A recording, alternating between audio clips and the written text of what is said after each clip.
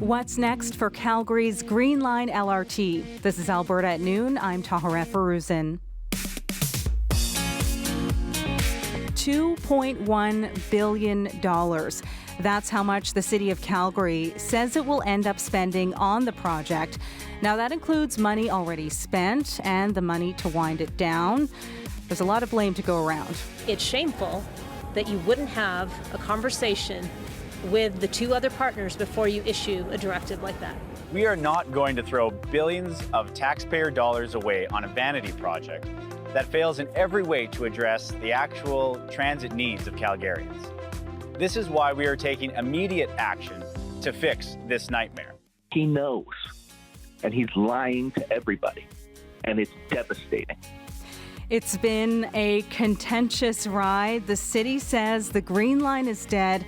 The province says it wants to revise the project. Calgarians are left wondering what just happened. Whether you're in Calgary or elsewhere, you might have a hard time following the bouncing ball that is the Green Line. Now, quick rundown here. It's an LRT project, and to rein the skyrocketing costs, the city cut the original proposed route in half. The province originally said that was okay, it would still fund it, but then it suddenly pulled its funding, calling it the incredibly shrinking project. The province said it could find a better and cheaper way to finish the project, criticizing the city's approach. The city now left with a hefty bill and nothing to show for it. Last night, Calgary City Council officially voted to wind down the project. So where do we go from here? We have two guests with us for the hour today. Joining me in studio, Kelly Cryderman is a Calgary-based reporter with the Globe and Mail. Rick Bell is a columnist with Postmedia. They're here in our Calgary studio with me. Hello to you both. Hi there. Hello, hello. Is the Green Line dead? Let's maybe start with you, Kelly. Can you answer that for us? I think the short answer is no, although it's super complicated and there certainly doesn't seem to be a clear path to it existing in the near future. But, we heard from the Premier today when we were asking questions about her government's cancellation of the $1.5 billion that was supposed to flow to the city. She talked about it like that was just a bump in the road, that, there is going to be continued negotiations or discussions between the city and the province on this, and that, it's just a disagreement about the scope and planning for the project. It sounded a lot softer in tone than it does when you hear Transportation Minister Devin Dreeshen talk about it today. And, from someone, it feels like a high stakes game of chicken at this point with, like the city and the province both stating their positions in the most dramatic of terms. Right. And the mayor having a different feeling, than the Premier today. Rick, is it dead? No, it's not dead, but I don't know how it's going to go forward. Yes, they voted that they'll talk with the province. City Council has said the Green Line, our Green Line, is dead. Right. You take over the Green Line. You're so smart. You go do it. That's not happening. All the province is saying is we don't want your design. We will come with the design. And if you like it, we'll pitch in and pay for part of it. So that's one issue. So it's not dead. But what some of the people on council want is they want, those costs you talked about to wind down the Green Line, the existing Green Line. They want those costs covered.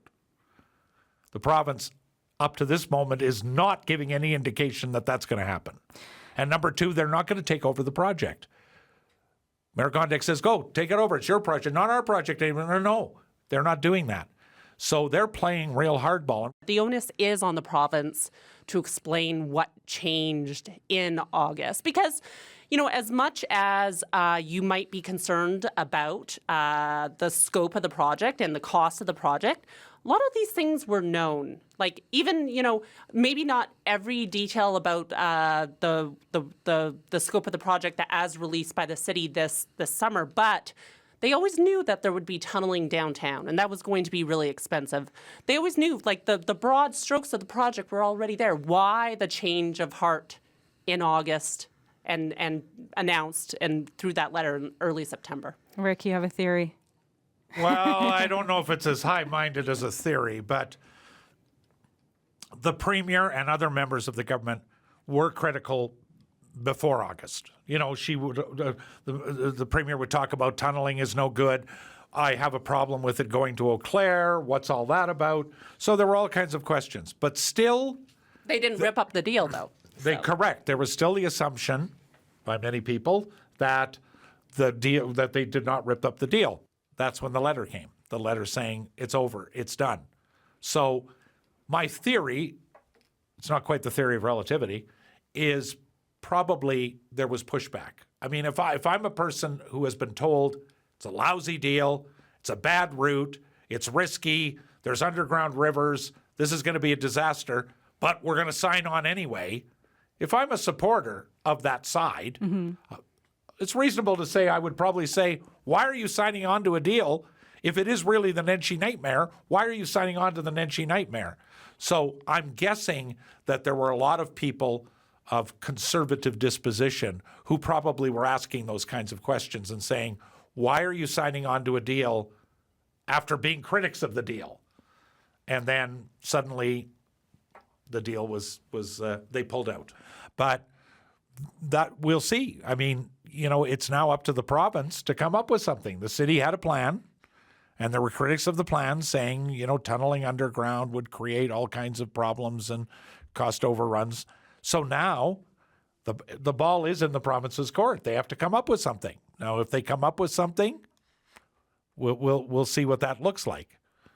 Isn't the, you know, like the city has been working on this for years. Is it realistic that the province comes up with something revolutionary, or that's going to be steps better and more affordable in a few months with the engineering report? You're right, and that's why the pressure will then be on them. That's why I say the ball is in their court. When the ball is in your court, you have to hit the ball back over the net to the opponent. So now, up till now, you know, the city has been criticized for this plan, and they took away the province took the money away, and they said they're not paying any of the costs, and they said they're not taking over the project. But they did say, we are going to come up with a workable design that could be presented to the public and presented to City Council, which will work. Do I think that's going to happen? Hey, what do I know about transit planning?